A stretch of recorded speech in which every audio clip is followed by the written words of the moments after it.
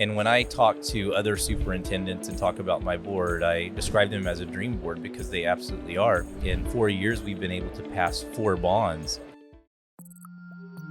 Produced by Podcast Architects.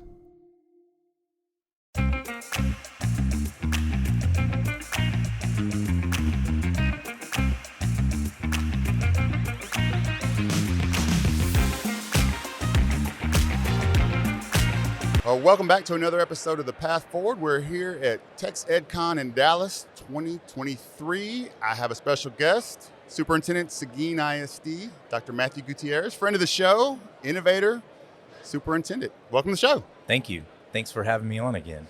Well, you've got some exciting news, bittersweet news, let's call it Very that. bittersweet news. And I know we've connected a long time ago through a colleague, and I've followed you, learned quite a bit from you about innovation, messaging, working with communities. And your community of Seguin ISD was your first superintendency. You've been there 7 years. What does that district mean to you, and what will it always mean to you? Seguin ISD is certainly very special to me. And when I went to the central administration that includes our maintenance and child nutrition team, the day after I was appointed as chief of schools with Leander ISD, I had the entire group come in so that I could share this news. And I never imagined how hard it was going to be departing Seguin ISD, but I think that's how it is when you're loved by a community, and when you love hard back. And what I shared with them was, this is probably one of the most impactful moments of my life, most emotionally impactful moments in my life. And I compared it, as I was laying the groundwork for that conversation, to the loss of my grandmother, who was my rock, and I lost her in 2017. And I compared this to being second to that.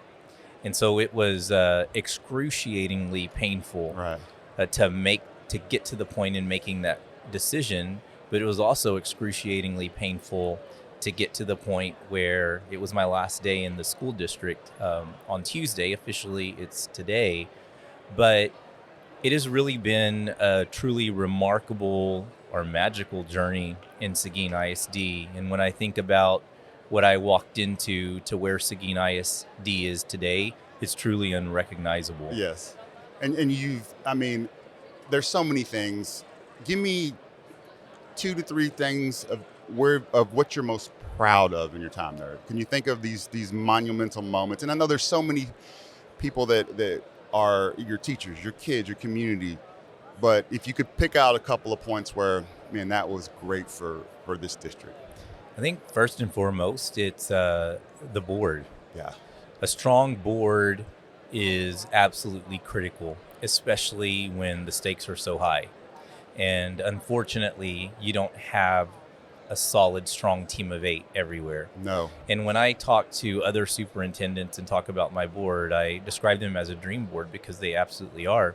That's another reason why it was really hard to make this decision. They were the board of the year for Region 20 in 2022, and we would not have been able to make the progress we've made in Seguin, the first strategic plan 2.0, and the list goes on, if it weren't for that solid team of 8. And it wasn't always that way. It's taken board development, it's taken a strong, trusting relationship with me, and also just being open and honest with one another. Right. But it's because of that strong team of 8 that we've been able to achieve so much in Seguin ISD. So I would certainly say that is probably first on my list. And I'd say the next thing is to be able to build a community support. When I came to Seguin, we weren't telling our own story. People in the community were telling the story. There was a lot of distrust in the school district. We had completely ruined relationships with local county officials, business leaders. We had no partnerships. And so it's no wonder that the community struggled to pass bonds. Right. And so we spent a lot of time as an administrative team, as a team of 8, really working with our community, being more transparent, inviting people to the table. And fast forward to today, in 4 years, we've been able to pass 4 bonds That's great. I mean, in Seguin, think about that. a conservative community. And part of that is we had a football stadium in 2019 that was part of that bond package. And then in May of this year, it was a standalone baseball, softball facility. So we've come a long way where the community believes that our students deserve the best and should have access to the best. And they are full on supportive of our staff, of our students, of the district. And it's a completely different ball game. So for whoever comes in as the superintendent, they're not going to have the challenges that I had coming in. There's going to be a strong support system, but there's going to be a need to continue to nurture and foster that. And I absolutely believe with the board we have in place that we can continue to do that. I mean, you've done 4. That's ridiculous. 4 bonds in 4 years. I did not know that. I know you guys had done some great work to get those bonds accomplished, but I wasn't aware that we did a back-to-back. We did a November 2022 and a May 2023, and I know that my team and board thought I was crazy. I would have told, if you would have said, hey Rick, I'm thinking about, I would have said, what? No, you can't. That is not going to happen. Some backfire. You don't just wait, take your time. There's no way we can do that. And I know my team, they were probably not too happy with me because we were going to go through that again after we had just gone through that. We were still trying to recover. When did you spring that on? Like, hey guys, by the way, we're going to go one more. Pretty quickly after. But what I shared was that our kids absolutely deserve the best. It's unacceptable that in a district our size with 7,300 kids that our baseball players, we don't even have a baseball field. We use the cities, and it's definitely not up to par. Sure. Because it's not our facility, and the city does their best. Our softball field, safety issues, outdated, and I was adamant that we were going to make this happen for our kids. And I told them, trust me on this. We're going to make it happen. Our community believes in us. We're not the Seguin of yesterday. Right. And sure enough, it passed with overwhelming support, almost 70%. Athletic facility, conservative community. So, I mean, your success is evident. Why the change? What has led you to seek a new opportunity, new excitement, new districts? After being in my 7th year, I realized that we're in our 2nd strategic plan. We have a solid board. I had just hired a phenomenal leader, Veronica Vihi, to serve as deputy superintendent. And I thought there's no better time than now. I'm in a place where I can leave with peace of mind, knowing that we're going to continue to be able to move in the direction that we're on. And I was going to leave the district in 2020. I was named superintendent in Madison, Wisconsin, and then COVID hit. And there wasn't anyone who was ready to step into the superintendent role. So someone new was going to have to come in the midst of COVID. And so I made the decision that I was going to stay. And I'm thankful that I did because Madison was going to be okay. They had a strong applicant pool. They were already going to bring in someone from the outside. They were going to be fine. Seguin was not. This time, Seguin is just poised for greatness. And it was time for me professionally, personally, to make a shift and to step away from the superintendency for I don't know how long. I love the superintendency. I love the role. I have a long career ahead of me. I do not want to get burned out on it. I want to get into a place where I can focus on something that I love and that I'm passionate about, and that's developing leaders. And so with Leander ISD, I will serve as their chief of schools, working closely with area superintendents and an executive director of safety, security, 48 principals, soon to be 49. And so it's a great opportunity to kind of step away from the spotlight for a while and focus on something that I love and passionate about. Also focus on my family as well, especially 2 boys who are both 10 years old. being the superintendent, I was not able to really give my all. No, And you're with everybody else's it kids. is. Yeah. And I was missing an awards assembly, and like, can someone on the team, can you go to the awards assembly? Can you go to this math and science night? Can you take the boys here and there? And I feel like it's a critical time in their lives, and however long or short this is going to be, it's going to be important for me to have some time to really invest in them. You know, I want to number one commend you for how you're approaching this, because I know the feeling when there's a move that's maybe unexpected, right? You get all these questions. Is everything okay? It's like, what A lot happened? of questions. Yeah, and that's why partly I wanted to have you on here, because I want you to be able, like you taught me how important it is to tell your story, and I wanted you to have that opportunity. But it's rare that we're, as leaders, right, we're self-aware enough of how we need to move through our career. And you see it all the time where we jump at the next thing, or the bigger thing, or the first thing, and it's not the right move because we're jumping as opposed to really reflecting on what it is that we need to grow. And I think you should be commended for that, because that doesn't happen. That's very rare. And I mean, you see it in sports, athletes all the time to the very end, right? They're hanging on, and then their career goes for some other reason, they get injured. And for you to be able to say, you know what, this is my why at this point, and as long as it's right for me and my family and for what I need, then that's the right decision. So, man, that's pretty damn Thank courageous. you. I mean, Thank you. Seriously. I mean, And I've had a lot of questions when that announcement Of was course. made, a lot of texts like, are you okay? Is everything okay? Everything is absolutely okay. I'm leaving a place where I am loved, a place where I feel like we've been going through the grieving process for the last several weeks. And my last day in the district, Tuesday, was truly beautiful, and in what the community in the district did on that final day. But there's no better time Sure. to depart. And I have a solid board, supportive community. We've accomplished a lot. And so everything is absolutely okay.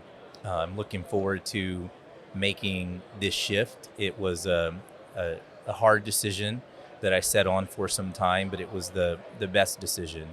And I'm not stepping away from the superintendency forever. I love the role, and there will come a time when it's right. it's right. Yep. For sure. But it's also an interesting time in education, and so that's a great way to put it. It's crazy. And I still believe that advocacy is important, and I've been a strong advocate of public ed, very vocal, and that's one thing that is not going to change.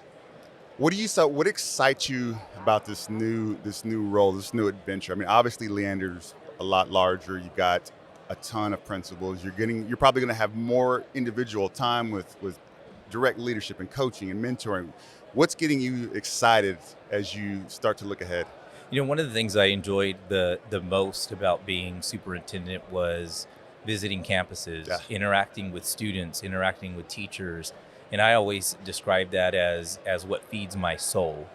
And to be able to do much more of that is something that excites me. To be able to commit the time on my calendar several days a week to being on campuses, Sure. interacting with principals, interacting with teachers, seeing the great things that kids are doing is what excites me the most. How would you characterize your style of coaching and mentoring the next generation of leaders? Like, what should somebody expect through your mentorship?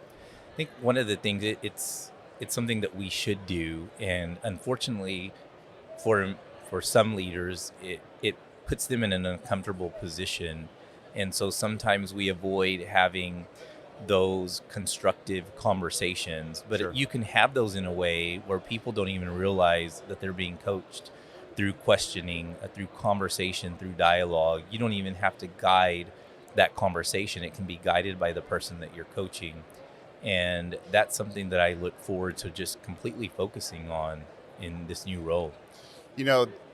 The way that I think we can help stem the tide of some of the exodus of teachers and administrators and talent is through more of that building building in capacity and time, because it's hard. It's hard to find the time to do it and do it intentionally and do it often enough where you're really making a difference. Because if you went out to any field, you wouldn't go out there and expect baseball to be happening once a week, Right. or kids getting coaching, only on Friday before the game, but the rest of the week it's just, okay, well, just practice on your own.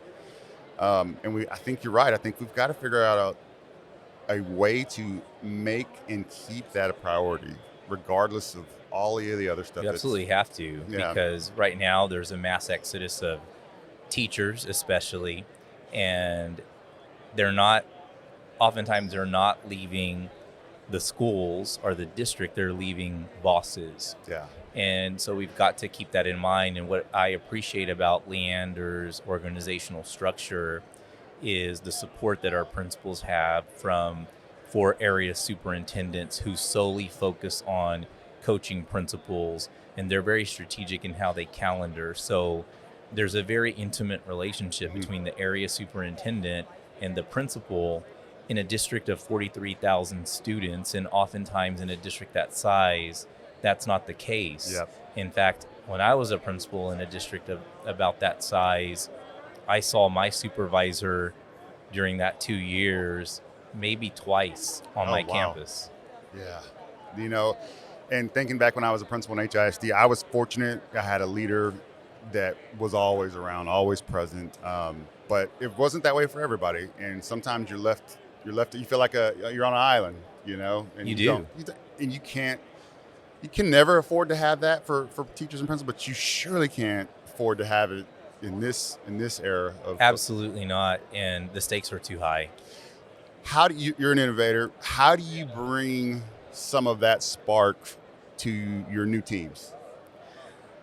First, they're open-minded. There's an eagerness to not only work with me, but to learn from me, just as I'm eager to learn from them.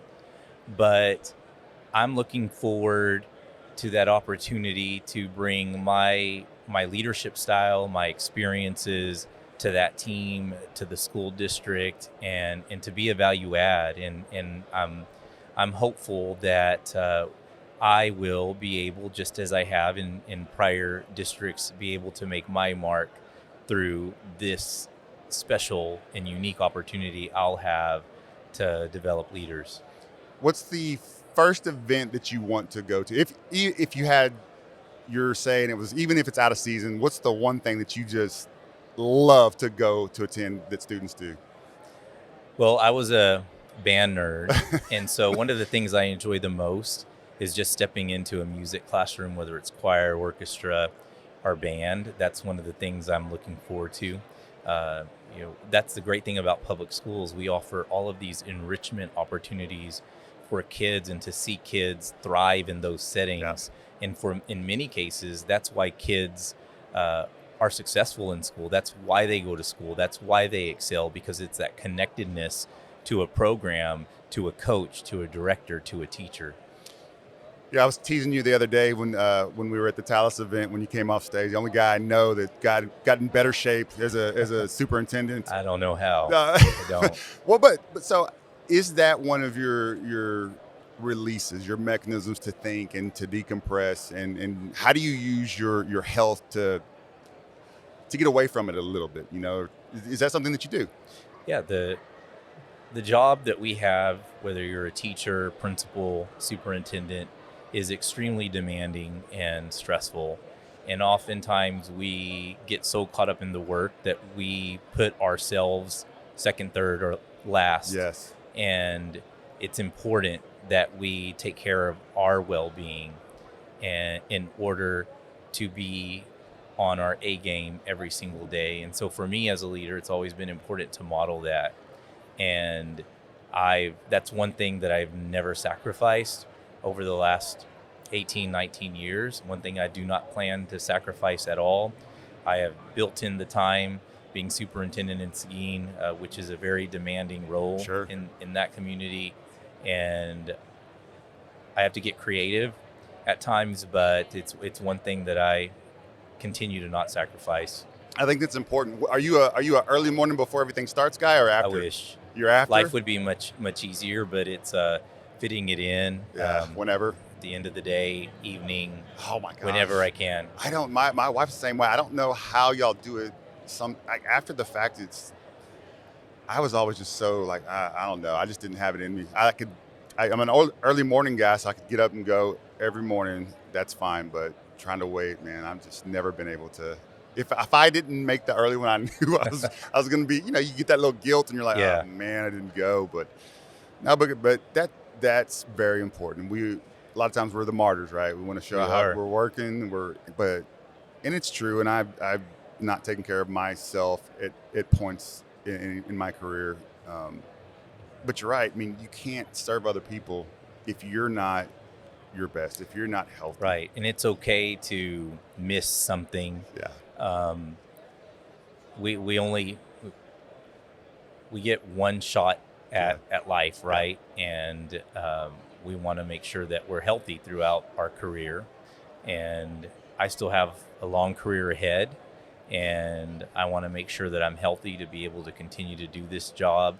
As I said earlier, I have a long career ahead, and this is going to be an amazing change for me.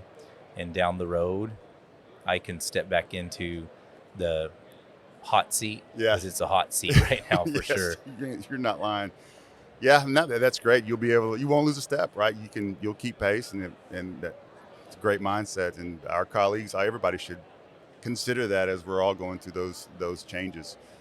Well, man, thank you for joining me, and thank you for sharing. I know it's not easy to do that, and I appreciate it. And I believe that anyone that's out there watching this will appreciate that as well, because it's difficult, and it was your first superintendency. It was not the last. Not the last. Absolutely not. But it's special to you, and I appreciate that. It is. So I know we'll chat again, and maybe sometime next year or a little bit later on the semester, checking on you, Leander, and see how things are going. That would be great. You're awesome, man. I'd welcome the opportunity. Thank you. You got it. Thanks.